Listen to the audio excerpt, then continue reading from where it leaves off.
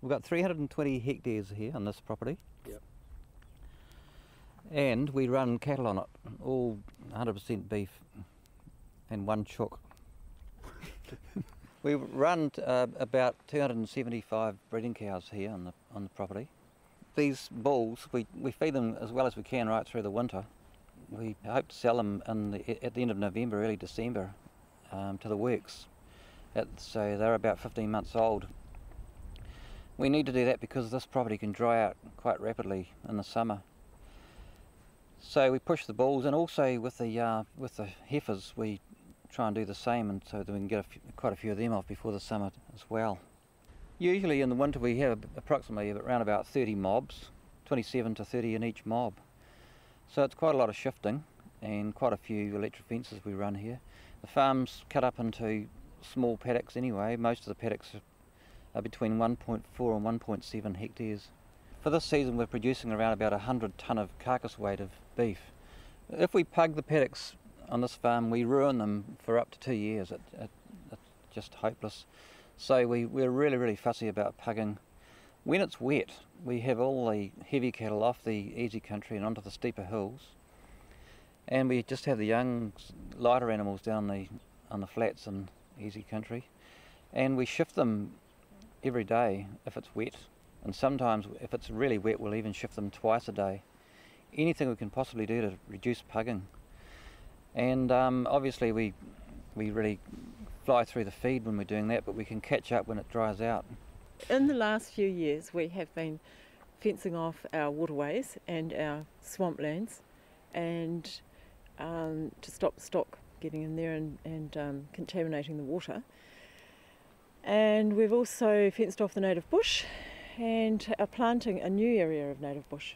When I had my practice in Cooper's Beach, my physio practice in Cooper's Beach, I had a patient there who needed something to do, but he was an absolute expert at growing native trees and knew everything about them. So I gave him some potting mix and some bags and we gathered up some native seeds off our own bush and asked him if he'd like to grow some trees for me. After about 9 months he called me up and said, "Oh, would you like to come and have a look at these trees?" Went up and there were 800 trees, native trees for me to plant. We've developed quite a good water system. We have a spring which is up on the side of the hill, and we've made a little dam there and we catch the water from that. And it runs for 1 kilometre down to 3 big 25,000 litre tanks.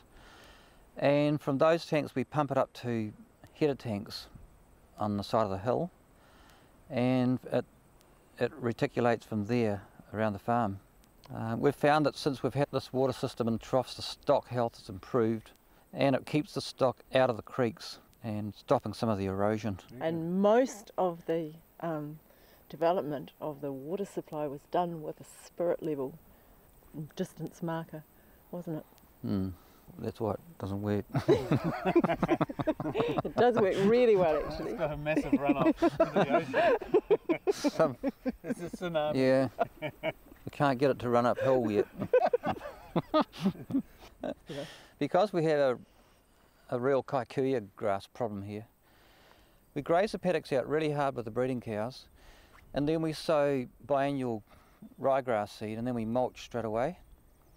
And we've had some really great results out of doing that, and we've actually found that the biannual ryegrass lasts for 6 or 7 years or even longer, and it's quite cheap to get that in, and so we continue doing that in the future.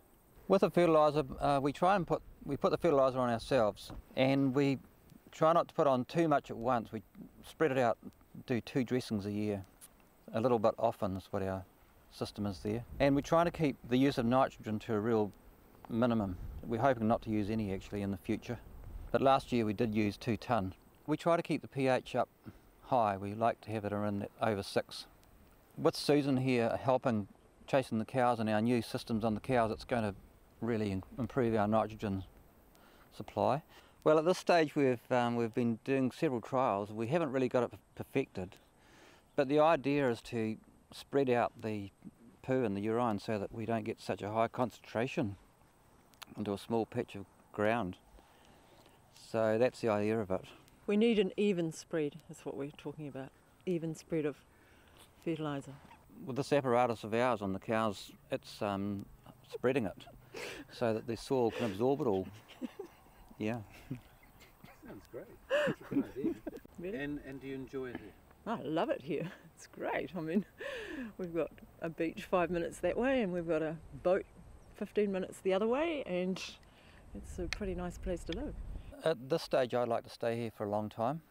I find it a bit hard in the winter when it's wet, but apart from that, it's a pretty good place to live. I love the environment. I like the beaches and all the sailing to do around us, and yeah, I've got no plans of moving.